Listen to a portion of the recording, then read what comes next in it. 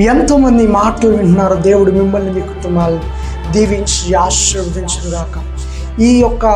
ఈ దినమున దేవునికి పెట్టబడిన ఒక క్రొత్త పేరు గురించి మనం తెలుసుకుందాం. దేవునికి పెట్టబడిన మరొక పేరు ఎల్కనానా. ఎల్కనానా చాలా జాగ్రత్తగా వినండి. చాలా డిఫరెంట్గా దేవుడు మనకి అర్థం కాబోతున్నాడు. చాలా జాగ్రత్తగా వినండి. ఈ ఎల్కనానా ఇది హెబ్రూ భాష. ఈ ఎల్ అనే మాటకు అర్థం దేవుడు, కనానా అనే మాటకు అర్థం అసూయ కలిగిన దేవుడు. చాలా జాగ్రత్తగా వినండి. ఈ ఎల్కనానా అనే పేరు దేవుడికి పెట్టారు. దీనికి మరొక పేరు ఏంటంటే రోషం కలిగిన దేవుడు. దేవుడు ఎందుకు అసూయపరుడుగా మారాడు? కారణం ఏంటి?